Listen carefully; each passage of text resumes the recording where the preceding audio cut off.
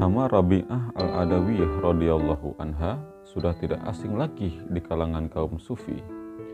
Dialah seorang wanita yang terjaga kesuciannya, cintanya kepada Allah Subhanahu wa Ta'ala di atas segalanya, sehingga ia ikhlas menyerahkan jiwa raganya, hidup matinya, serta ibadahnya hanya kepada yang dicintai. Rabi'ah tidak lagi menginginkan surga atau takut neraka, kecuali mengharap keridhaan Allah Subhanahu wa Ta'ala, sehingga ia rela seumur hidupnya untuk tidak menikah. Sebagaimana dalam doanya yang masyhur, "Ya Allah, jika aku menyembahmu karena takut kepada neraka, maka bakarlah aku di dalam neraka. Dan jika aku menyembahmu karena mengharapkan surga, maka campakkanlah aku dari dalam surga. Tapi jika aku menyembahmu demi engkau semata, maka janganlah engkau enggan untuk memperlihatkan keindahan wajahmu yang abadi kepadaku." Kelahiran Rabi'ah Al-Adawiyah. Rabi'ah berasal dari keluarga miskin, dan ia adalah anak yang keempat dari pasangan suami istri Ismail. Bahkan karena miskinnya, pada saat malam menjelang kelahiran anaknya, mereka tidak memiliki persiapan sama sekali. Rumah mereka gelap karena tidak ada minyak setetes pun untuk lampu penerangan, apalagi mengoles pusar putrinya. Bahkan tak selembar kain pun untuk bisa dipakai menyelimuti sang bayi yang masih merah itu. Karena terdorong rasa kasihan kepada sang bayi, maka si istri menyuruh suaminya untuk mencari minyak. "Pergilah kepada tetangga dan mintalah sedikit minyak untuk menyalakan lampu." Tetapi sebelumnya Ismail pernah bersumpah bahwa ia tidak akan meminta sesuatu kepada orang lain. Maka laki-laki itu mengambil langkah bijaksana agar tidak menyakiti hati istrinya. Ismail segera pergi menuju rumah salah seorang tetangga, kemudian menyentuhnya tangannya ke pintu rumah tersebut. Setelah itu kembali kepada istrinya dan berkata, "Mereka tidak mau membukakan pintu." Wanita malang itu menangis sedih, sedangkan Ismail hanya bisa merenungi nasibnya sambil menekurkan kepala di atas lutut. Lama ia duduk seperti itu hingga terlena, dan di dalam tidur Ismail bermimpi bertemu Rasulullah SAW. Dalam mimpinya Rasulullah SAW bersabda, "Janganlah engkau bersedih, karena bayi perempuan yang baru lahir itu adalah ratu kaum wanita dan akan menjadi penengah bagi 70.000 orang di antara umatku. Besok pagi pergilah kau menghadap Isa Az-Zadan, gubernur Basrah. Tulislah kata-kata berikut ini di atas sehelai kertas. Setiap malam engkau bersolawat 100 kali kepada aku, dan di setiap malam Jumat 400 kali. Kemarin adalah malam Jumat, tetapi kau lupa melakukannya. Sebagai penebus kesalahanmu itu, maka berikanlah 400 dinar yang engkau peroleh secara halal kepada orang ini." Ayah Rabi'ah langsung terjaga dari tidurnya. Air matanya mengalir membasahi pipi. Kemudian ia mengambil secari kertas untuk menulis perintah Rasulullah SAW. Selanjutnya dikirim melalui pengurus rumah tangga istana. Gubernur sangat terkejut setelah membaca surat dari ayah Rabi'ah yang isinya tepat sebagaimana yang telah dilakukan.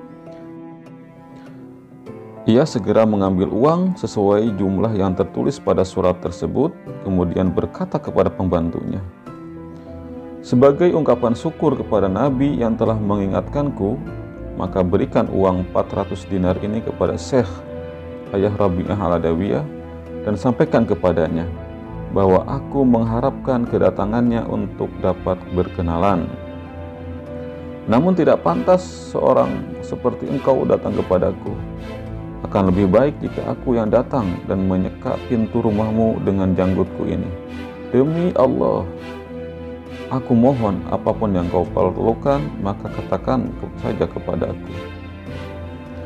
Alhasil uang dari gubernur Basrah tersebut sampai kepada Ismail, dan ia pun bergegas mengambil barang yang dibutuhkan. sehingga mereka dapat merawat bayinya dengan baik seperti yang dilakukan tetangga-tetangganya. Demikianlah bayi Rabi'ah dapat tumbuh dengan sehat. Terjadi bencana. Takdir berada di tangan Allah Subhanahu wa Ta'ala. Manusia hanya bisa berusaha, namun ketentuan tetap berada pada Yang Kuasa. Ayah bunda tercinta telah pulang ke rahmatullah di saat Rabi'ah memasuki usia remaja.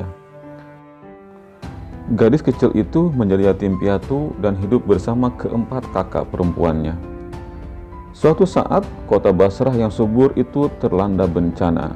Kekeringan dan kelaparan menyiksa penduduk, sehingga di masa yang sulit itu, Rabi'ah terpisah dari kakak-kakaknya.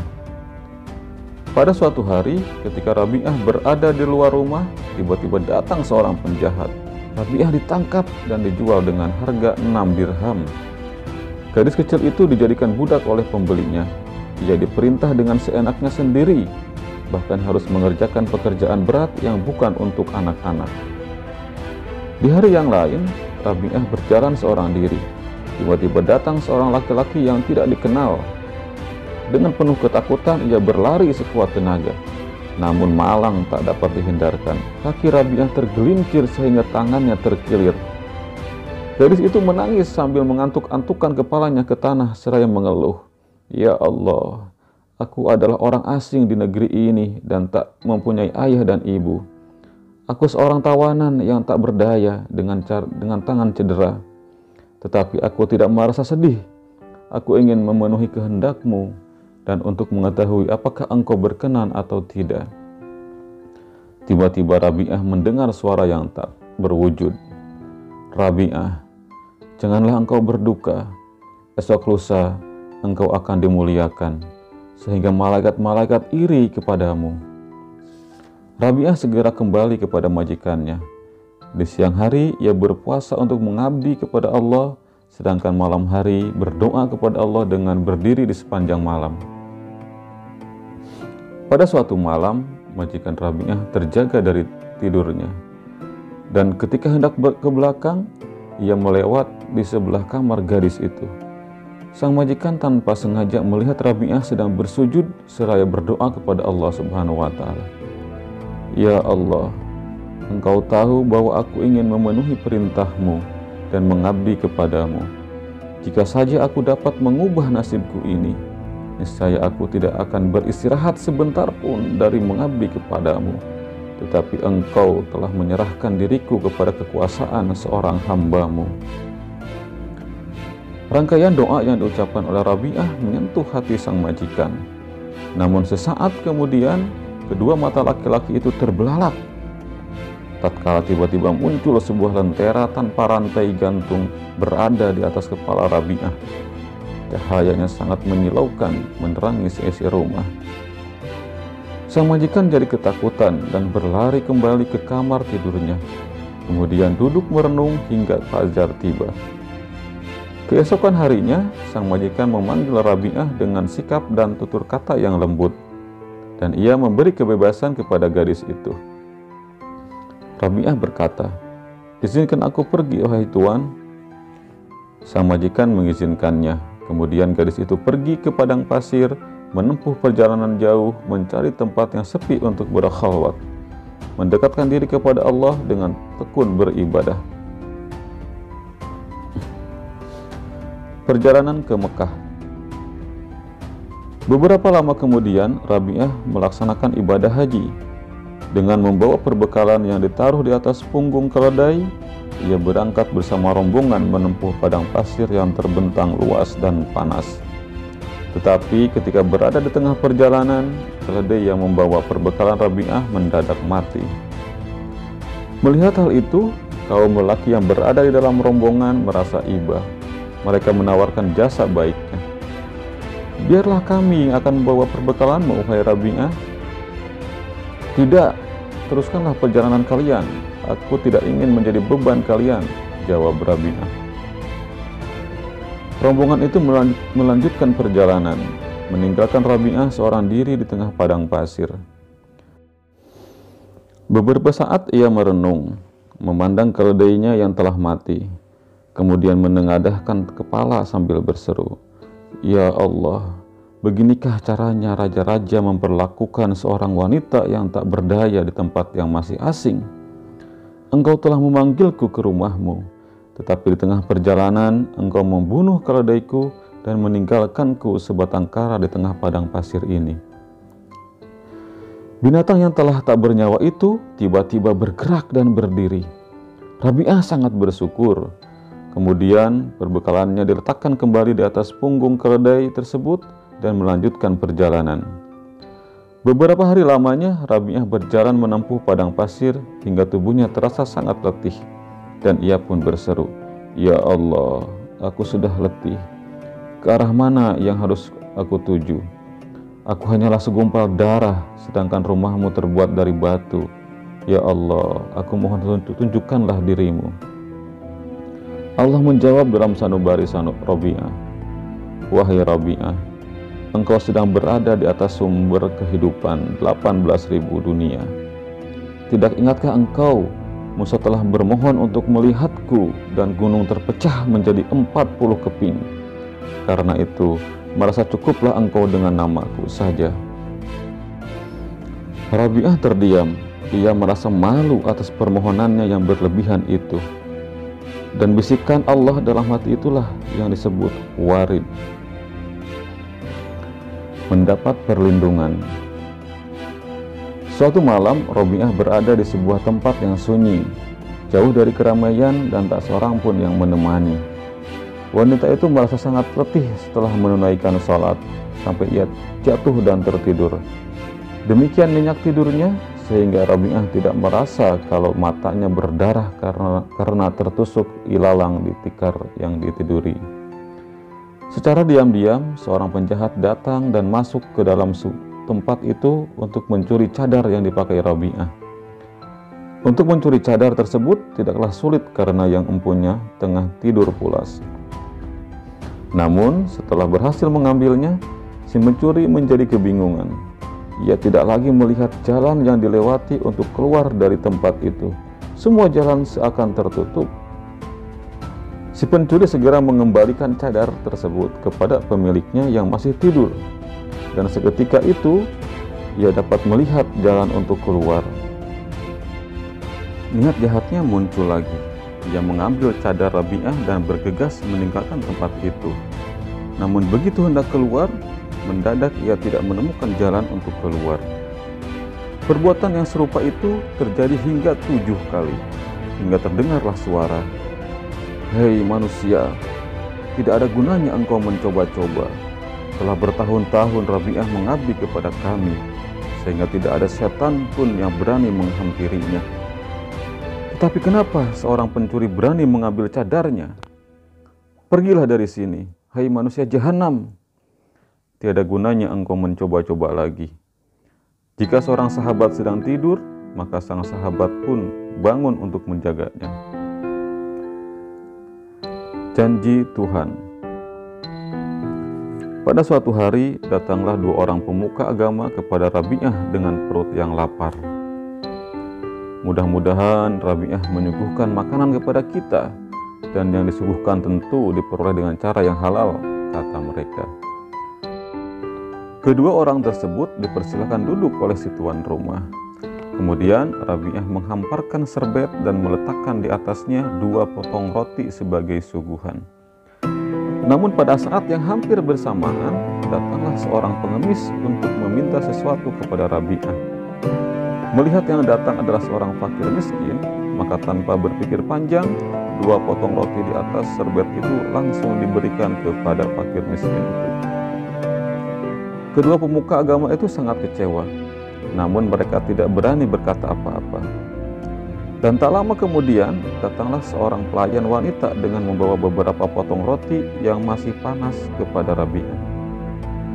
"Majikanku menyuruh untuk mengantarkan roti-roti ini kepadamu, wahai Rabi'ah," kata si pelayan. Rabi'ah menerima roti-roti tersebut dan setelah dihitung, ternyata ada 18 potong. "Roti-roti ini bukan untukku, wahai pelayan," kata Rabi'ah. Si pelayan berusaha meyakinkan hati Rabi'ah, namun wanita itu tetap menolaknya. sehingga terpaksa makanan tersebut dibawa pulang.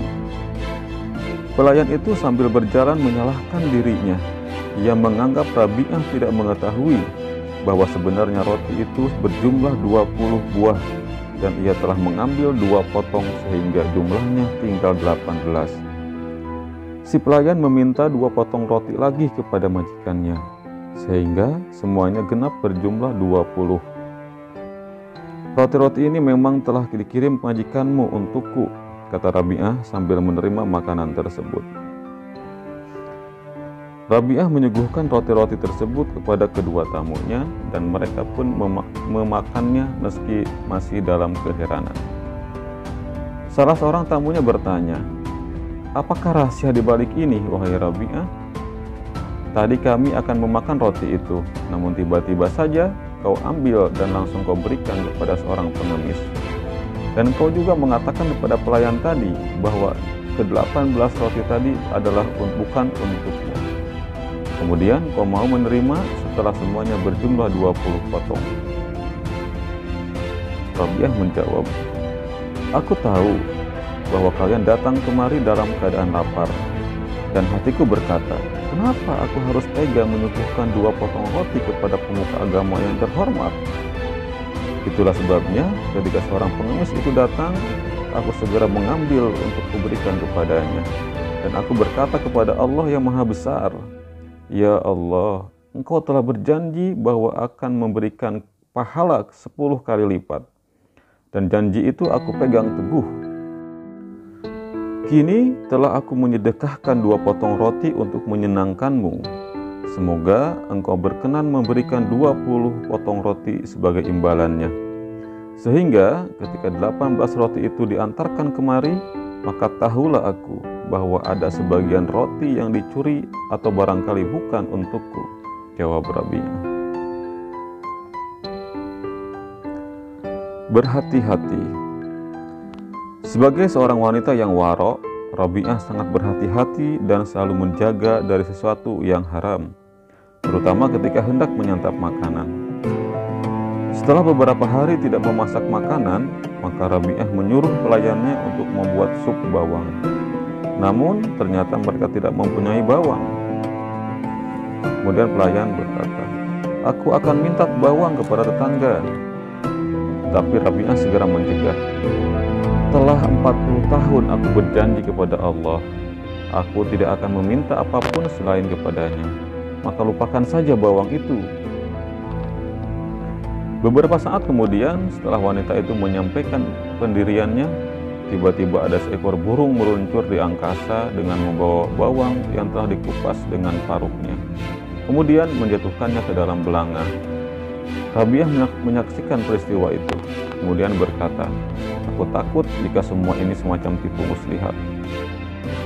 Setelah itu, Rabi'ah tidak mau menyentuh sup bawang yang telah selesai dimasak, dan ia akan tetap memakan roti saja. Penyayang binatang. Pada suatu hari, Rabi'ah berada di daerah pegunungan yang berudara sejuk dan segar. Tiba-tiba sekawanan rusa datang menghampirinya dan disusul kambing hutan, keledai-keledai liar. Binatang-binatang itu berjajar dalam jarak beberapa kaki dari tempat Rabi'ah berada di sambil menatapnya. Hasan Basri yang secara kebetulan lewat di tempat itu sempat melihatnya dan ia pun segera menghampirinya. Namun begitu melihat ada orang lain datang, binatang-binatang tersebut lari ketakutan meninggalkan Rabi'ah. "Mengapa mereka menghindariku, sedangkan kepadamu kelihatannya sangat jinak?" tanya Hasan Basri yang masih dalam keheranan. Dan Rabi'ah pun menjawab, "Apa yang telah engkau makan pada hari ini, wahai Hasan?"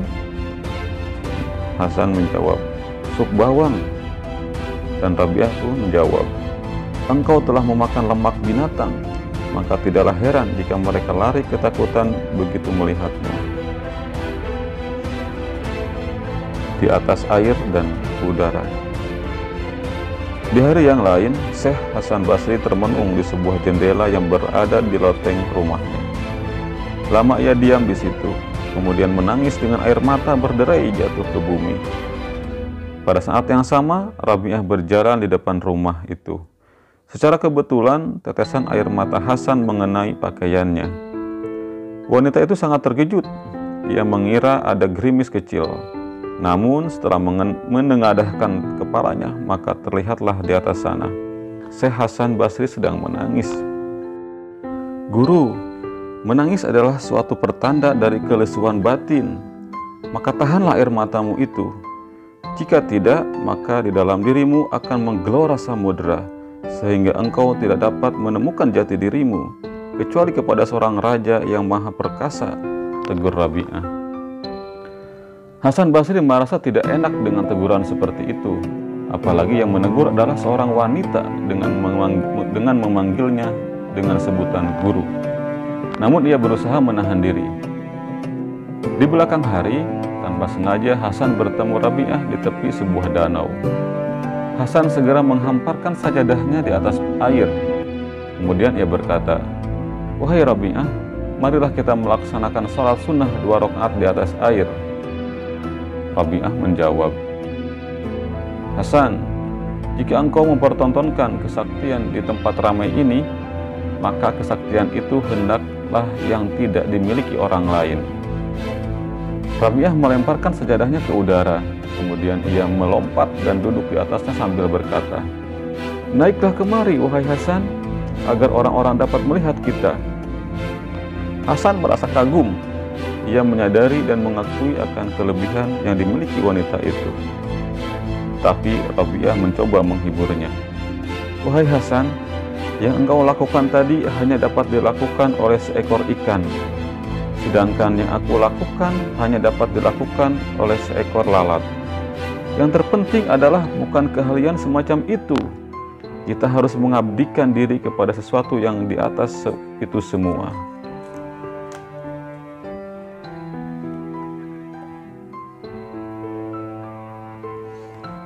Menghadapi kesombongan. Pada suatu hari, beberapa orang mengunjungi Rabi'ah. Mereka akan menguji kesucian wanita yang telah dimuliakan Allah Subhanahu wa Ta'ala. Bahkan mereka ingin mendengarkan Rabi'ah mengucapkan kata-kata yang tidak terarah. Di antara mereka berkata, "Segala macam kebajikan telah dibagi-bagikan kepada kaum lelaki." Yang lain pun berkata, "Mahkota kenabian telah ditaruh di kepala kaum lelaki, sedang sabuk kebangsawanan diikatkan di pinggang para lelaki, dan tak ada perempuan yang diangkat oleh Allah menjadi nabi." Rabi'ah menjawab pendapat mereka, "Semua itu memang benar, tetapi kesombongan diri, memuja diri sendiri, hingga ucapan 'Aku Tuhanmu yang Maha Tinggi,' dan tidak pernah terbersit dalam dada seorang perempuan pun yang banci. Semuanya adalah bagian kaum lelaki." Orang-orang yang semula ingin melecehkan kedudukan wanita kepada Rabi'ah menjadi terdiam. Mereka mengakui kebenaran ucapan wanita itu, bahkan merasa malu kepada dirinya sendiri. Kalimat "Aku Tuhanmu yang Maha Tinggi" adalah yang pernah diucapkan oleh Fir'aun ketika berhadapan dengan Nabi Musa alaihissalam. Dan kalimat yang sama juga pernah diucapkan oleh Raja Namrud di zaman Nabi Allah Ibrahim alaihissalam. Rabi'ah jatuh sakit. Usia Rabi'ah merambat tua. Kesehatan tubuhnya semakin berkurang. Dan pada suatu hari ia menderita sakit yang cukup parah, sehingga banyak orang yang datang menjenguknya. Ada orang bertanya tentang penyebab sakit itu, maka dijawab oleh Rabi'ah, "Aku telah menatap surga dan Allah telah menghukum diriku." Ada seorang cendekia terkemuka di kota Basrah. Ia datang menjenguk Rabi'ah, kemudian duduk di sisi samping tempat tidur wanita itu. Sang cendekia mencaci maki dunia. Maka dengan tegas Rabi'ah berkata kepadanya, "Sesungguhnya engkau sangat mencintai dunia ini.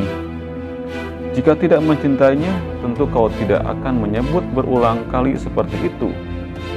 Seorang pembeli pasti mencela barang-barang yang hendak dibelinya. Jika engkau tidak merasa ada kepentingan dengan dunia, tentu engkau tidak akan memuji atau memburuk-burukannya. Engkau menyebut-nyebut di dunia ini seperti dalam peribahasa. Barang siapa mencintai sesuatu hal, maka ia sering menyebut-nyebutnya. Pada suatu hari, Hasan Basri melihat salah seorang pemuka kota Basrah yang berdiri di depan pintu Rabi'ah dengan menangis. Hasan segera menghampiri orang itu dan bertanya, "Kenapa Anda menangis?" "Aku menangis karena wanita suci di zaman ini, jika kehadirannya tidak ada lagi, maka celakalah umat manusia. Aku telah membawakan uang untuk sekedar biaya perawatan, tetapi aku khawatir kalau Rabi'ah tidak mau menerimanya. Maka bujuklah Rabi'ah agar ia mau menerima uang ini," jawab orang itu. Maka Hasan Basri segera masuk ke kamar Rabi'ah dan membujuknya agar mau menerima uang tersebut. Namun Rabi'ah tetap pada pendiriannya, seraya berkata, "Dia telah memberi nafkah kepada orang-orang yang menentangnya. Apakah dia tidak akan menafkahi orang-orang yang mencintainya? Sejak aku kenal dia, aku berpaling dari manusia ciptaannya, dan aku tidak tahu apakah kekayaan orang itu halal atau tidak. Mungkinkah aku bisa menerima pemberiannya? Pernah aku menjahit pakaian yang robek dengan penerangan lampu dunia, sehingga jadi lengah, tetapi akhirnya aku sadar, pakaian itu aku robek kembali pada bagian yang telah aku jahit tadi, dan hatiku menjadi lega. Maka mintalah kepadanya agar tidak membuatku lengah lagi." Abdul Wahid Amir dan Sofyan As-Sauri mengunjungi Rabi'ah yang sedang sakit. Namun mereka merasa segan sehingga tidak berani menegurnya. Abdul Wahid meminta kepada Sofyan agar mau menegurnya. Kemudian dengan sangat hati-hati Sofyan berbicara, "Apabila engkau mau berdoa, niscaya penderitaanmu ini akan hilang." Rabi'ah menjawab, "Tidak. Tahukah engkau siapa yang menghendaki aku menderita seperti ini? Bukankah Allah?" "Benar," kata Sofyan. Rabi'ah pun melanjutkan pembicaraannya. "Apakah mungkin engkau yang mengetahui hal ini menyuruhku untuk memohon hal yang bertentangan dengan kehendaknya? Bukankah sangat tidak baik jika menentang sahabat kita sendiri?" Sofyan berkata, "Apakah yang engkau inginkan, wahai Rabi'ah?" "Sofyan, kau adalah orang terpelajar. Tapi kenapa engkau masih bertanya pula apa yang aku inginkan? Demi Allah, telah 12 tahun aku lamanya aku menginginkan buah kurma segar. Tentunya engkau tahu bahwa di kota Basrah buah kurma sangat murah harganya. Tetapi hingga saat ini aku tidak pernah memakannya. Aku ini hanyalah seorang hamba. Dan apakah hak seorang hamba untuk menginginkan sesuatu? Apabila aku menginginkan sesuatu sedangkan Allah tidak menginginkannya, maka kafirlah aku. Apabila engkau menginginkan sesuatu, hendaklah yang sesuai dengan keinginannya, agar kau menjadi hambanya yang sejati. Tapi akan lain persoalannya jika Tuhan sendiri yang memberi." Sofyan As-Sauri terdiam, kemudian berkata, "Karena aku tidak dapat berbicara mengenai dirimu, maka engkaulah yang berbicara tentang diriku." Rabi'ah berkata, "Engkau adalah manusia yang baik, kecuali dalam satu hal. Engkau mencintai dunia, tetapi engkau pun suka membaca hadis-hadis Nabi." Sofyan berbicara, "Ya Allah, kasihanilah aku." Rabi'ah berkata, "Tidak malukah kau mengharapkan Allah sedangkan engkau sendiri tidak mengasihinya?" Ketika Malik bin Dinar menjenguk Rabi'ah, ia melihat wanita itu menggunakan gayung pecah untuk minum dan bersuci. Di rumah itu hanya terdapat sebuah tikar dan sebuah batu bata yang kadang-kadang dipakai sebagai bantal. Malik bin Dinar tak sampai hati melihat keadaan Rabi'ah yang sangat miskin itu, apalagi dalam keadaan sakit. Maka ia mencoba menawarkan jasa. "Aku mempunyai banyak teman yang kaya. Jika engkau menginginkan sesuatu, akan aku mintakan kepada mereka." Rabi'ah menjawab, "Wahai Malik, engkau telah melakukan kesalahan besar. Bukankah yang menafkahiku dan yang menafkahi mereka adalah satu?" "Benar," kata Malik. Rabi'ah pun melanjutkan, Oleh karena Dia yang mengetahui keadaanku, maka bagaimana aku harus mengingatnya, dan aku menghendaki sebagaimana yang dikehendakinya. Menghadap Sang Maha Kekasih. Seperti ada yang akan datang, wanita itu menyuruh orang-orang di sekelilingnya untuk keluar dari kamar. Mereka pun segera meninggalkan kamar Rabi'ah dan menutup pintunya dari luar. Dan beberapa saat kemudian terdengar suara di dalam kamar yang berkata, "Wahai jiwa yang damai, kembalilah kepada Tuhanmu dengan bahagia." Suasana menjadi hening. Tak ada yang berani berbicara meskipun di benak orang-orang itu penuh dengan tanda tanya tentang suara itu. Beberapa saat kemudian, di antara mereka ada yang memberanikan diri untuk melihat keadaan Rabi'ah. Betapa terkejutnya mereka ketika melihat Rabi'ah telah pergi untuk selama-lamanya. Yang ditinggalkan sangat sedih karena tidak diberi kesempatan untuk berada di dekatnya pada detik-detik terakhir perpisahan. Wanita yang mulia itu telah tutup usia, pergi menghadap Sang Maha Kasih, meninggalkan dunia yang fana ini untuk selama-lamanya. Dan beberapa hari setelah Rabi'ah wafat, di antara orang-orang itu ada yang bertemu di dalam mimpi. Dan ia sempat bertanya, "Wahai Rabi'ah, bagaimana engkau ketika menghadapi malaikat Munkar dan Nakir?" Kedua malaikat itu datang kepadaku dan bertanya, "Siapa Tuhanmu?" Aku menjawab, "Pergilah kepada Tuhanmu dan sampaikan kepadanya, di antara beribu-ribu makhluk yang ada, janganlah engkau melupakan seorang wanita tua yang lemah. Aku hanya memiliki engkau di dunia yang luas, tak pernah lupa kepadamu, tetapi kenapa engkau mengirim utusan untuk sekedar menanyakan, siapa Tuhanmu kepadaku?" Jawab Rabi'ah Al-Adawiyah. Beberapa doa Rabi'ah Adawiyah yang sangat terkenal. Ya Allah, apapun yang hendak engkau karuniakan kepadaku di dunia ini, maka berikanlah kepada musuh-musuhmu. Dan apapun yang akan engkau karuniakan kepadaku di akhirat nanti, maka berikanlah kepada sahabat-sahabatmu, karena engkau sendiri cukuplah bagiku. Ya Allah, jika aku menyembahmu karena takut kepada neraka, maka bakarlah aku di dalam neraka. Dan jika aku menyembahmu karena mengharapkan surga, maka campakkanlah aku dari dalam surga. Tetapi jika aku menyembahmu demi engkau semata, maka janganlah engkau enggan untuk memperlihatkan keindahan wajahmu yang abadi kepadaku. Ya Allah, semua jerih payahku dan semua hasratku di antara segala kesenangan di dunia ini adalah untuk mengingat engkau. Dan di akhirat nanti, di antara segala kesenangan akhirat adalah untuk berjumpa denganmu. Begitu juga dengan diriku, sebagaimana yang telah aku ucapkan, maka lakukanlah seperti yang engkau kehendaki. Wallahu a'lam bishawab.